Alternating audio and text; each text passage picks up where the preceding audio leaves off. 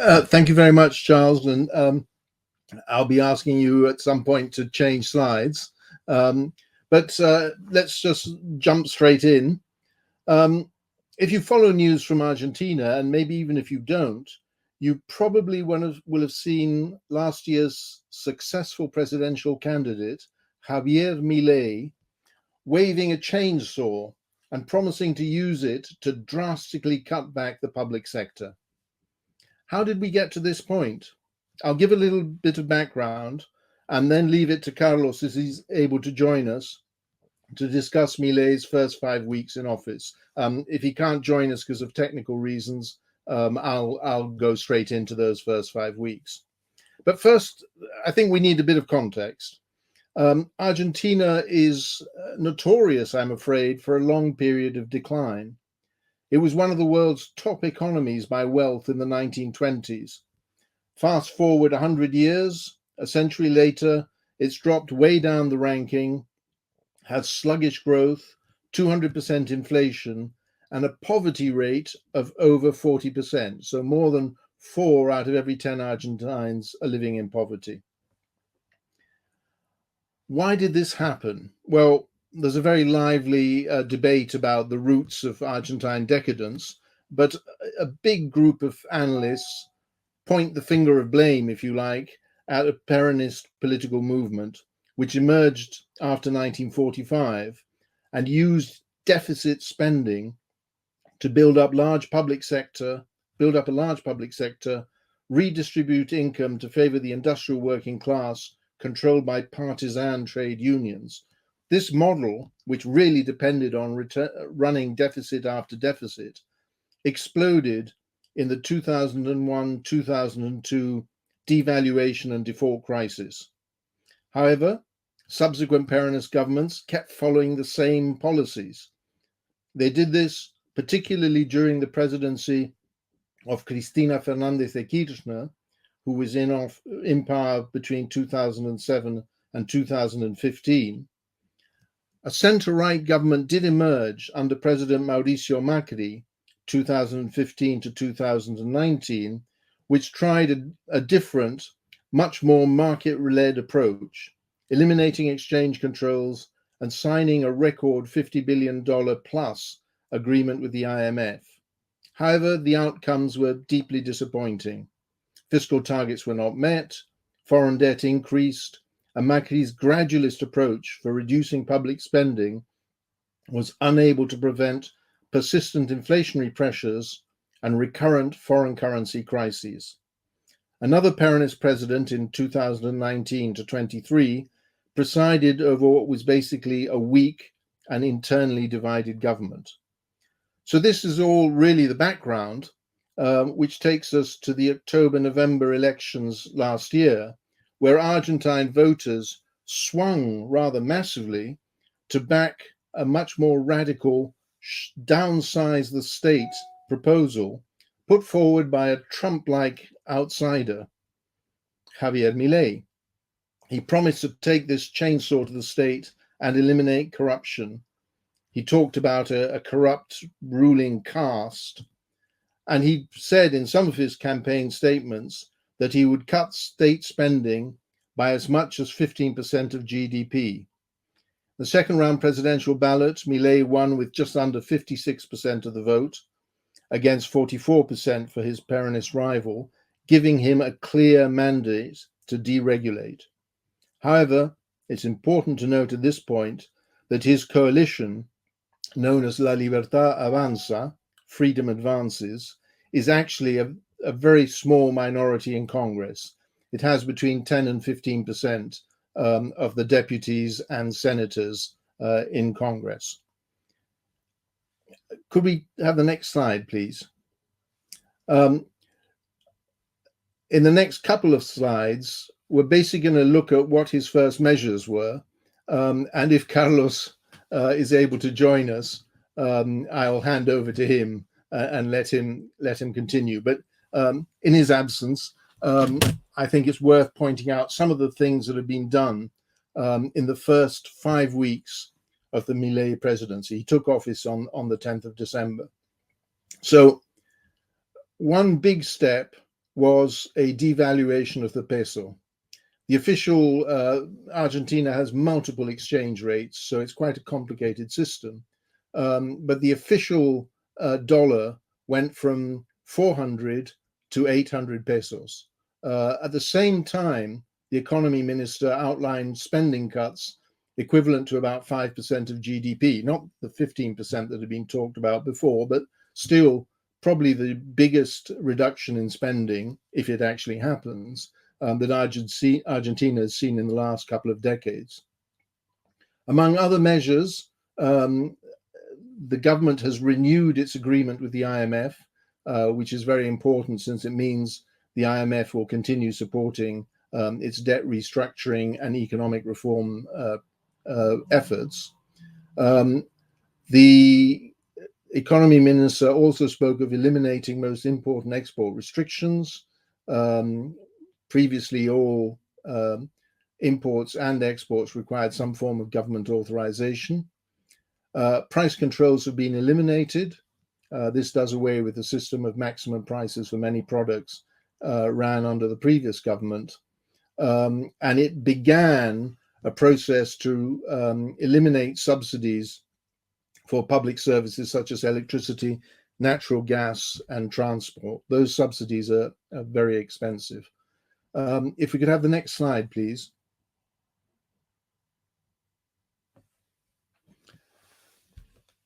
How the government went about doing what it was trying to do is really interesting and maybe critically important. It began, so we had the economy minister announcing cutbacks in spending, devaluation, and so on. But the government, within a few days, also submitted a DNU. This is a Decreto de Necesidad y Urgencia, a decree, an urgent and necessary decree. This is allowed by the Constitution in times of emergency, really. And the government has come up with no less than 366 emergency measures, which actually came into force at the end of December. The DNU, which still must be approved by Congress, has to be accepted in its totality or rejected in its totality. You can't chop and change. So all 366 measures go together.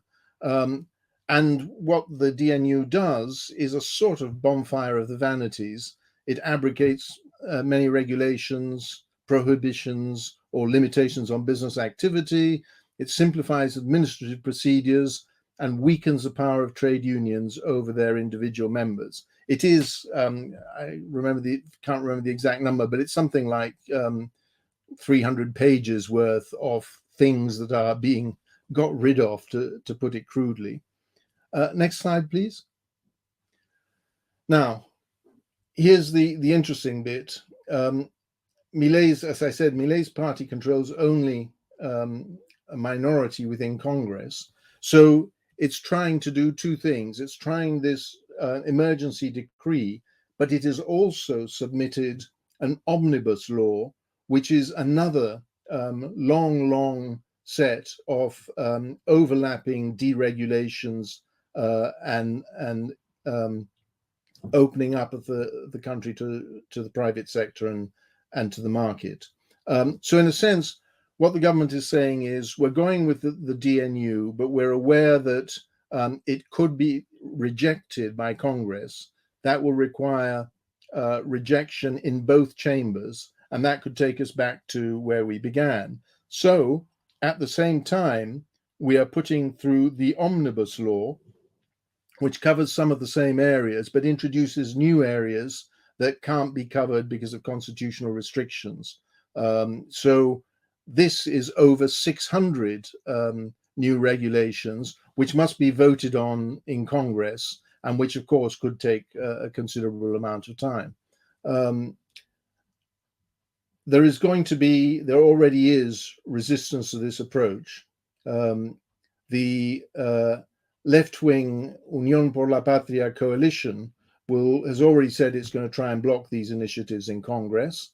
There have been pots and pans demonstrations, and a one-day general strike has been called by the trade unions, who lose significant powers and rights under the proposed legislation.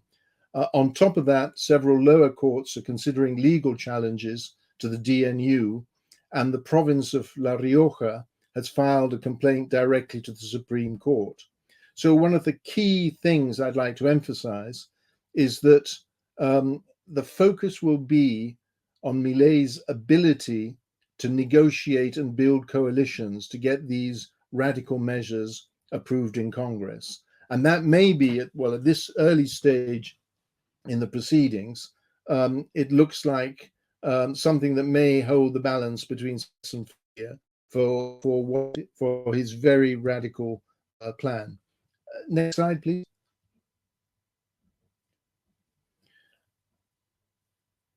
If we look at the issue of privatization,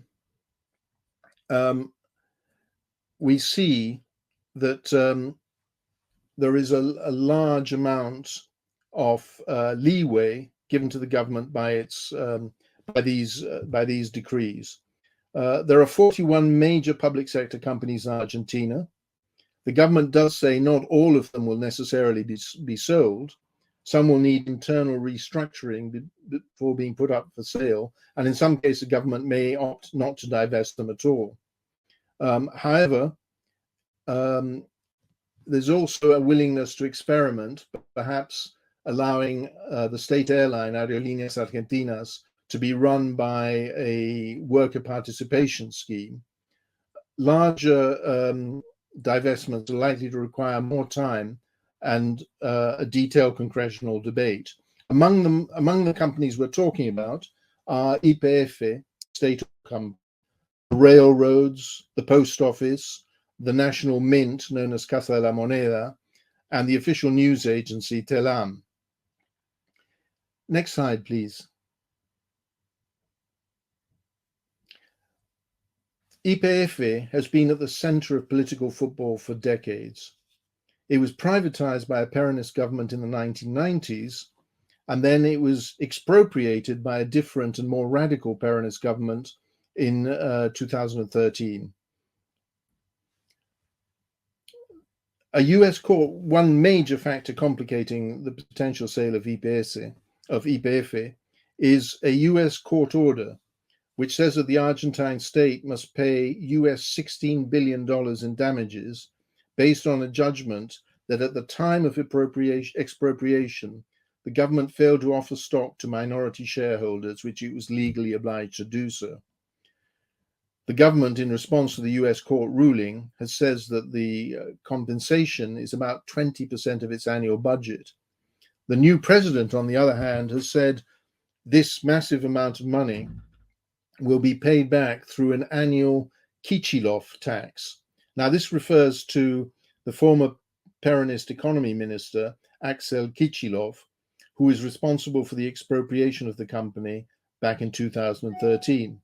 Kichilov is currently Buenos Aires province governor and quite a significant opposition figure. So there's a suggestion that the government is basically pinning the blame for the mishandling of the YPF expropriation on him. It's important to say that the government is also submitting a bill to reorganize the energy sector. The regulations say that the industry must maximize the income obtained from resources and that the government will not be able to intervene or fix prices in any of the production stages of gas or oil. Next slide, please. Confidence in the peso, as you might expect, is at a really low ebb. Milei initially proposed a full dollarization of the economy, but has put the idea on hold, as well as plans to close down the central bank. There are precedents for dollarization in Latin America. Ecuador, Panama, and El Salvador all have the dollar as their main legal currency. In fact, Argentina itself in the 1990s had a period of near dollarization in which the Argentine peso and the dollar were pegged at a 1-to-1 rate between themselves. And that's in fact which eventually led to the explosion in 2001, 2002. There are both upsides and downsides of dollarization. Downsides are that it's not a magic bullet for reducing the deficit.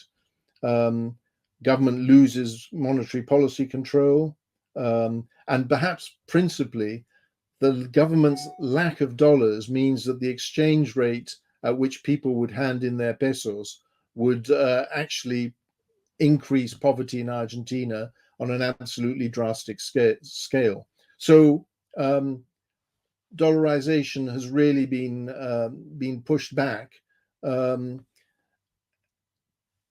I think the important point to make here is that politically, if the government can make some improvements, particularly in control of inflation, during the course of this year, it might be able to think in 2025, when there are midterm elections, that dollarization might be brought back and put on the agenda.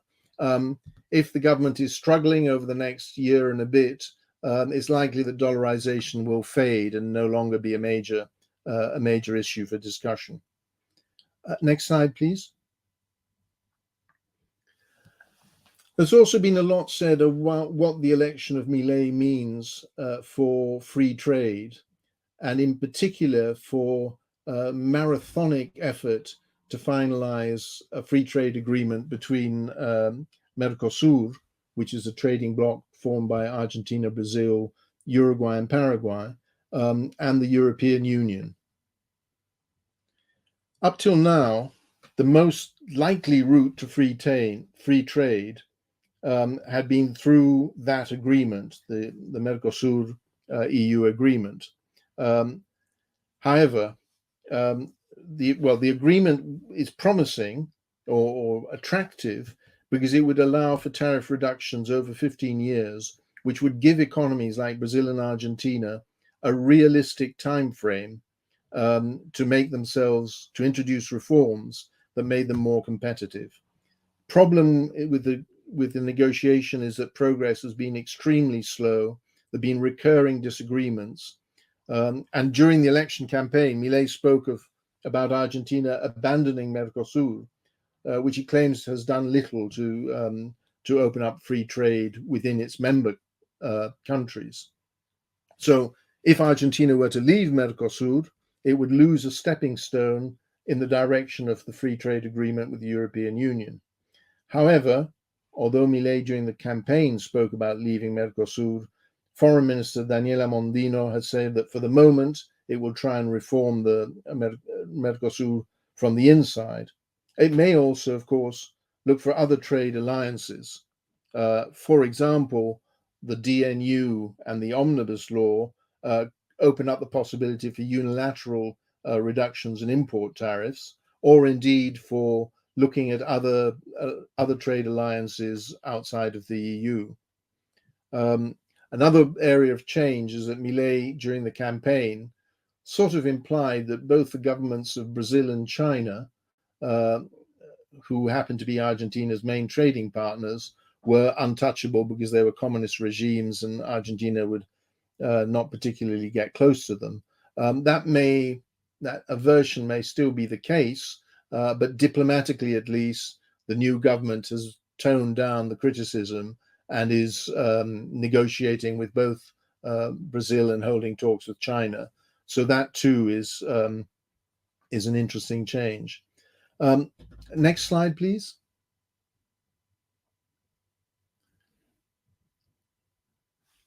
In some ways, the government has some ways it might confront its minority position or deal with its minority position in Congress. So far, La Libertad Avanza has had a de facto alliance with parts of the Juntos por el Cambio coalition, and particularly so with those within a member of that coalition called Propuesta Republicana, PRO, who have been aligned with former President Macri. Patricia Bullrich, who was the Juntos por el Cambio presidential candidate and lost, is known for her hardline anti-crime stance and is a close ally of Mauricio Macri's. She's security minister in the new Milei government. Members of other factions of Juntos por el Cambio, including the Unión Cívica Radical, UCR, are less convinced of the new government's intentions and have already accused the president of trying to bypass Congress. Many calculate that to gain a majority in the new government will need to win votes not only from other parties in Juntos por el Cambio, but also from a dozen or more conservative Peronists in the lower house who are linked to provincial governors. So what we're talking about is that Milei's rise in some ways has turned Argentine politics, instead of a game of halves, into a game of thirds, where we have the center left, which is opposing all these changes a new president is beginning, the center right, which is prepared to negotiate on items and accept some deregulation, but not others, and the libertarian right, which is Milei's group and which is very much committed to deregulation. The new government expects the economy to be dominated by belt tightening during 2024 and is hoping for a recovery ahead of the 2025 midterm elections. So if there is some success on the economic front, it will increase the chances of a formal alliance between the center right and the libertarian or far right. That coalition would then become more powerful and might be joined by other parties or fractions of parties. On the other hand, if the new government fails to turn around the economy, there will be a possibility that the center left will gain. However, a warning note on that is that after electoral defeat, the center left is deeply divided and was likely to face a number of internal leadership challenges. So its political effectiveness might be in question. Next slide, please. Very briefly, there is some ground for economic optimism about how this year might go. There are a number of factors which indicate there could be a rebound in activity levels. Most important is that in 2023, Argentina was hit by a disastrous drought, which by the then government's calculation cost it some $20 billion worth of lost agricultural exports. 2024, we hope, the weather will return to being much more supportive, and that means that potentially Argentina's exports could regain the $20 billion that were lost. A number of other things are affecting the outlook. A new pipeline from the Vaca Muerta oil and gas shale deposits, which are one of the biggest deposits in the world, means that gas is now more likely to get to main consumption centers such as Buenos Aires and Rosario, big cities that up to now have to depend on imported gas. So that would introduce a saving. And on a more longer term, Argentina might export gas to Europe, basically replacing Russia as a source of supply. At the same time, investment in lithium mining is expected to surge ahead. Interestingly, Argentina is part of the lithium triangle, which includes Chile and Bolivia.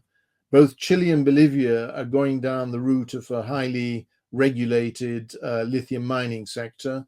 In Chile, it's largely focused on environmental protections and a role for the state. In Bolivia, it's also very strongly focused on co-production with state entities. Argentina, however, is deregulated in its approach to lithium mining and is attracting increasing volumes of investment, some of which comes from Chinese companies.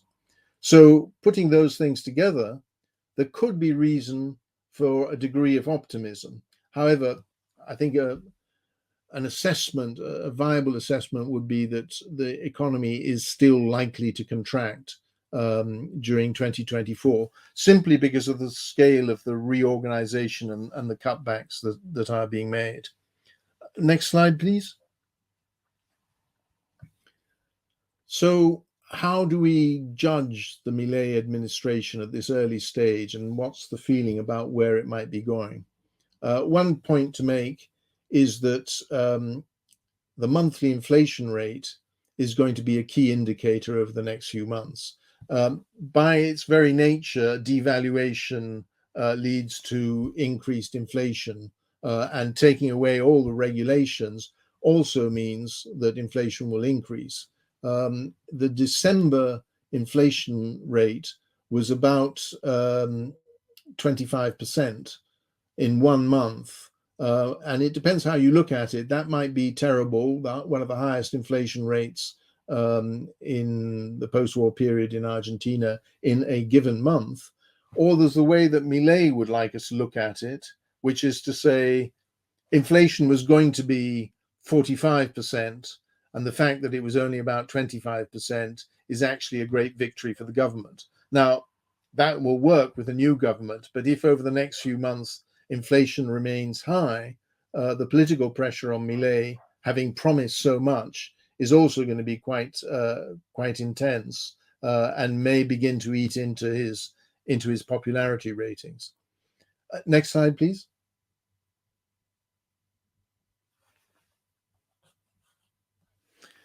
So one hopefully useful way of looking at things would be to compare Milei with other political outsiders of different types.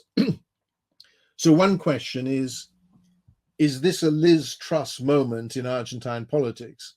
And what I mean by that is that the Liz Truss prime ministership was ideologically committed to a very sharp reduction in the size of the government and a reduction in taxes, and the financial markets took the view that it was unsustainable, which contributed to the fact that her government lasted only something like 40 days, and it was a major setback for the Conservative Party, which has been in office in the UK. However, I don't think that Milei faces a Liz Truss moment. It's a different situation. For a start, he's just come out of an election and won by 56%, so that gives him a very strong mandate. And although a number of his supporters and officials are politically inexperienced, he has drawn in a number of more experienced political operators, many coming from Mauricio Macri's group, and the people who were in the previous government. So I don't think there's going to be a radical and dramatic end to the new government in a question of months, as there was in the UK. However, there are various ways that the experiment could turn out disappointing or not working properly.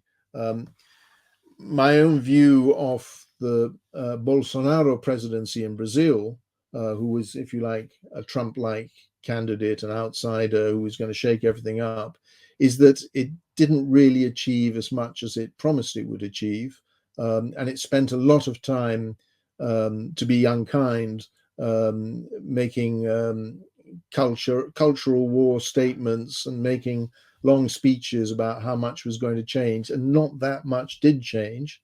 In support of the Bolsonaro government, of course, it should be said that they did achieve a significant reform of the pension system aimed at lightening pressure on deficit pressures in the economy. So I see one future in which Milei basically doesn't get as much as he would like through Congress.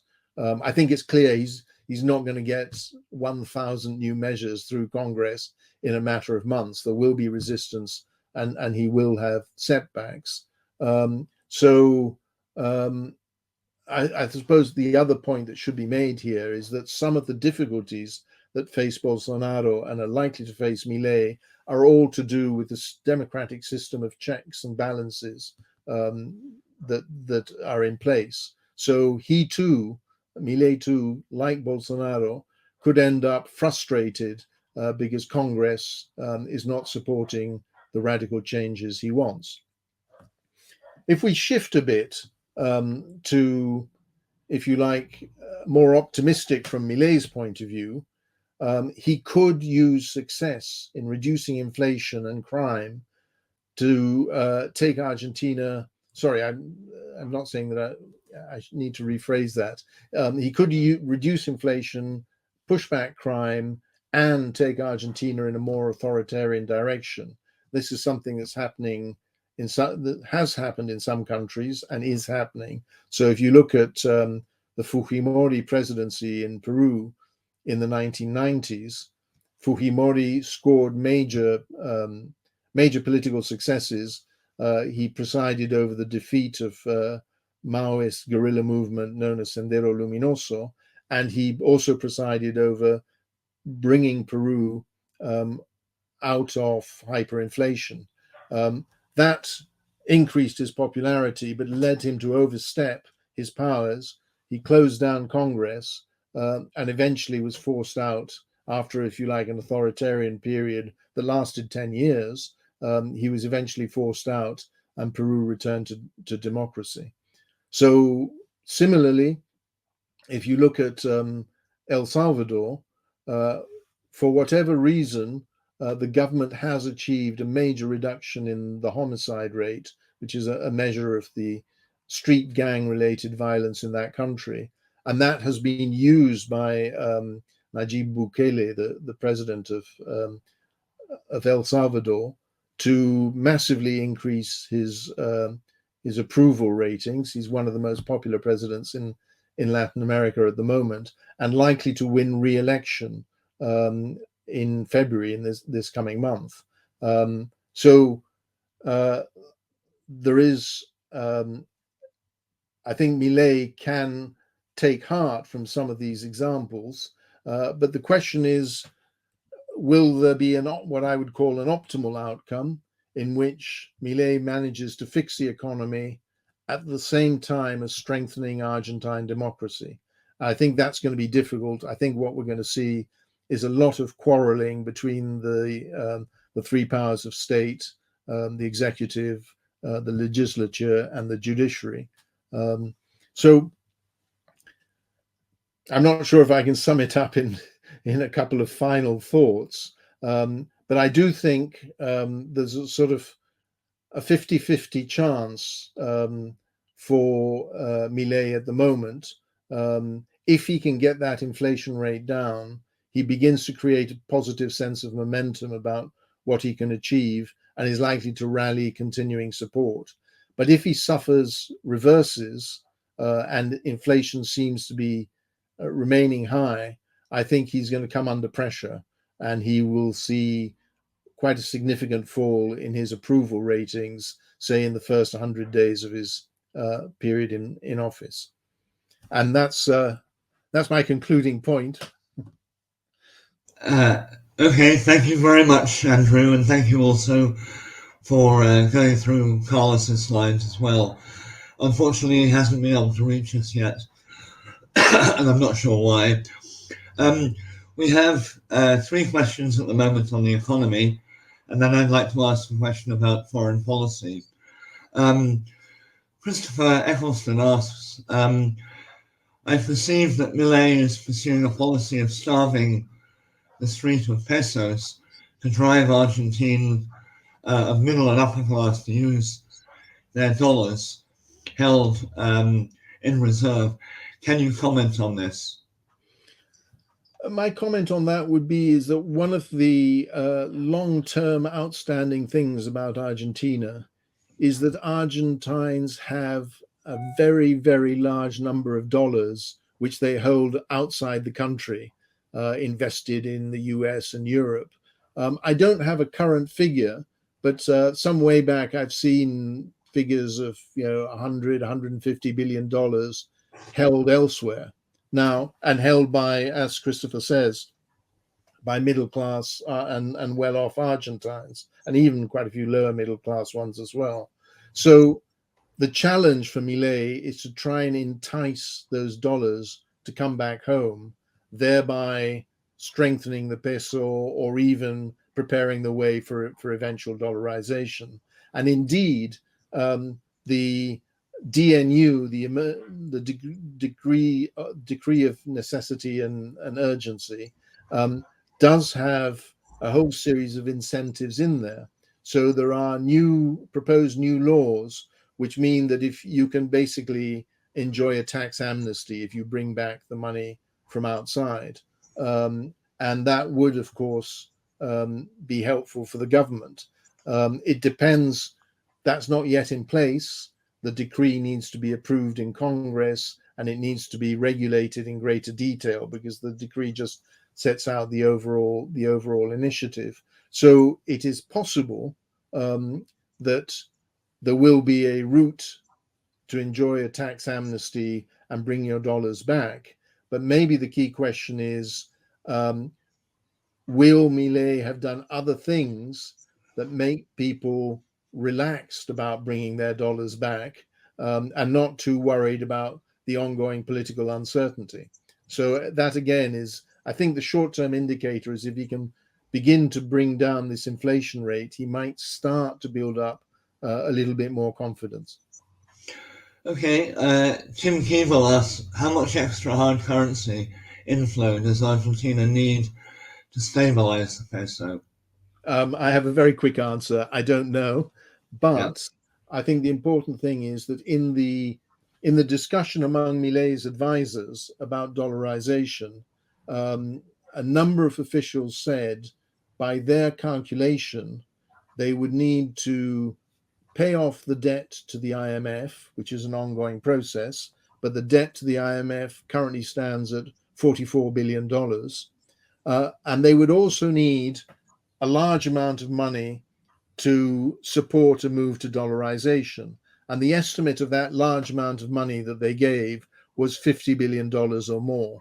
So, in crude numbers, if Argentines are holding 100 billion plus overseas, bringing back 50 billion might be what's needed to help stabilize the peso, along with other factors, of course, like how much is earned through exports, whether there's a good grains harvest, and so on.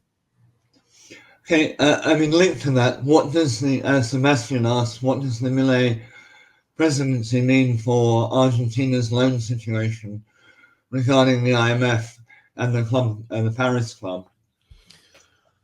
Well, we know that there's been an agreement with the IMF in the last few days to basically prolong the existing facility and set new and more demanding fiscal targets for the slippage that there was during the previous government. So at the moment, we are expecting that during the course of this year, the due dates for repayments to the IMF will be met and will not lead to a default. At various points under the previous government, the government was nearly in default because it couldn't quite, make the quarterly or monthly payment to the IMF. The current agreement seems to have solved that problem, maybe for the next 12 months or so. However, there are big question marks, like left of field, you get a sudden requirement for $16 billion worth of compensation to YPF minority shareholders. I'm not sure about the situation with the Paris Club, but I think I would risk saying it's manageable at the moment with the IMF and the payment schedule, that they should be able to service the Paris Club debts. But I'm not entirely sure of that. Okay, if anyone else has any questions, please do have them on the right-hand side of your screen. Meanwhile, can I just ask you about Argentina's foreign policy under Milei and how you see that developing and changing from what it was before?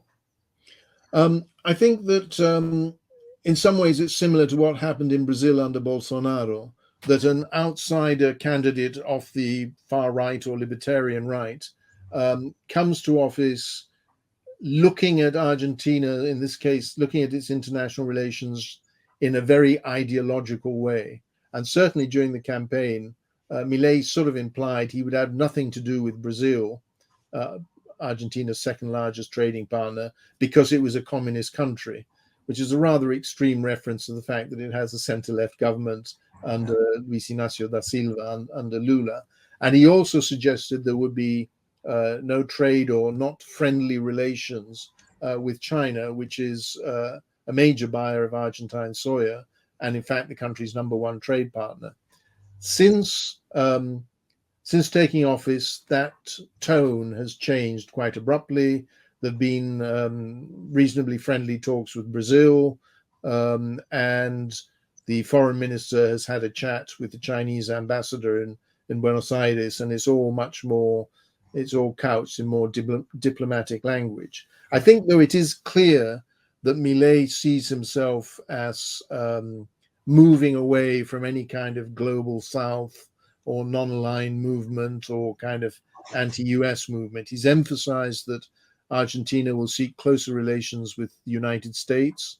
He's been very vocal in his support for Israel in the current Middle East crisis.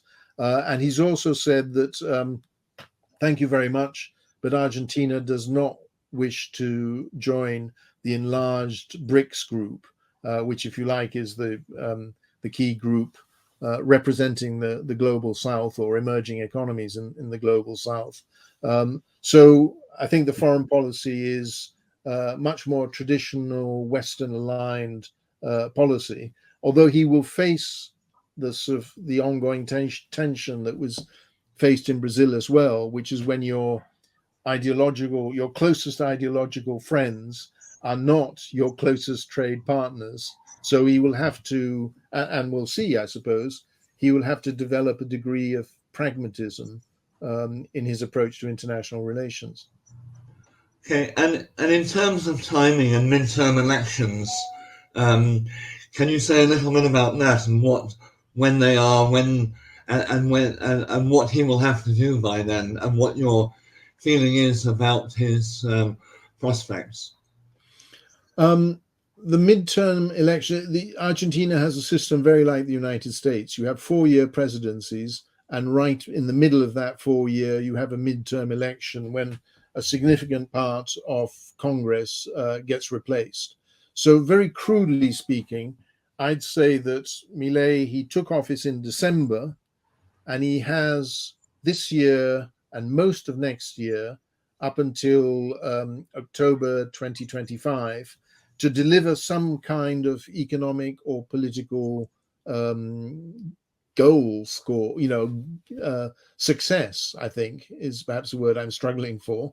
So if he has a couple of successes in the bag, again, particularly to do with inflation and trying to stabilize the currency one way or the other, it means he will enter the midterm campaign in a reasonably optimistic mood. I think he would be then looking to improve his alliance with Propuesta Republicana and other elements of the traditional right, because you could say at the moment Argentina is controlled by an alliance between the traditional right and the libertarian right, and you can see that being consolidated with an aim of getting somewhere close to a congressional majority. Now, that's a long way to go because Milei's party controls, as I mentioned, 10 to 15% of Congress, 10% of the Senate, 15% of the deputies.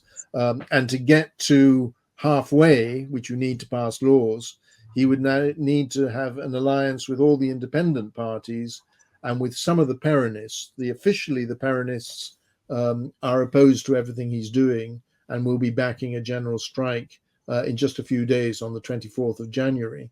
But in practice, there are some more conservative Peronists, particularly those allied to provincial governors, who might, under certain circumstances, move to support some of Milei's reforms. And of course, it will be about negotiating what they get in return.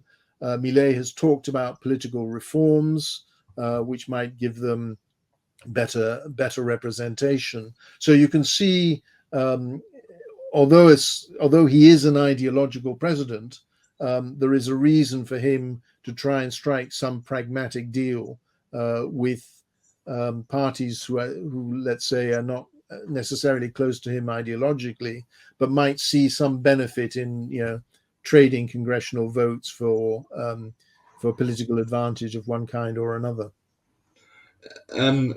Tony Clark asked a question about the US elections and who is likely to be more receptive to Milei, Trump or Biden. I guess Trump, is that right? Yes, Trump and Milei will be ideological mates, if you know what I mean, and that would perhaps open opportunities for Argentina to seek, favorable treatment, perhaps to talk again about a free trade agreement with the United States. Those might all be possible. I think for the Biden administration, Milei is worryingly right wing, and they will be particularly concerned about any authoritarian tendencies that he might show. There is, in a dark scenario, he could get locked into a big fight with Congress. He's already suggested that if Congress votes his decrees down, he will respond by calling a non-binding referendum on whether to proceed with the decrees or not.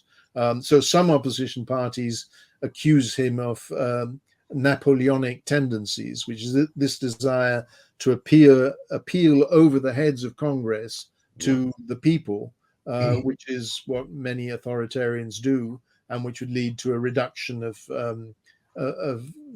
democratic operation in Argentina. And the Biden administration will be worried about that. A Trump administration would say, "Oh, we know all about that. We've 6th of January storming Congress and all that is part of where we come from." So they'll be allies. Okay. Teresa Silvani asked a question about what would signal that Milei's economic and political plan needs tweaking. That's an interesting question. One of the things that strikes me is that the new government has put forward almost 1,000 decrees and deregulation measures. It really is a massively sweeping program. And one must ask the question, is deregulation always good, or is it in some cases bad? And as Argentines are reading through the small type on these decrees, a lot of that is beginning to come out. So, for example, the construction industry, which depends on government contracts, is quite seriously worried about the decision to stop all public works to try and balance the government's books and eliminate the deficit. So they see a net loss in business. Argentina's traditional farmers, soya grain exporters and cereal exporters and so on, have been given a mixed message because the government has said, we're going to reduce export taxes. It's part of this getting rid of all regulations. People are going to be able to export whatever they want at low tax. But in the same breath, it says, except we're in an emergency. So we're actually increasing the soya export tax from 31% to 33%. But, it's only for as long as the emergency lasts. So some farmers will feel, this is all very well, but it's not helping me very much. And there are issues. The pharmaceutical industry is quite concerned because some of these decrees widen the scope for generic medicines and might have a negative impact on branded medicines sold by prescriptions. So there's a whole range of areas where the private sector itself might say, we favor deregulation, but not the one that affects me in a negative manner. Okay, I think we've had the last question now, so I think we'll probably leave it at that. I'm very sorry that Carlos was not able to join us because of technical problems. He was unable to log on.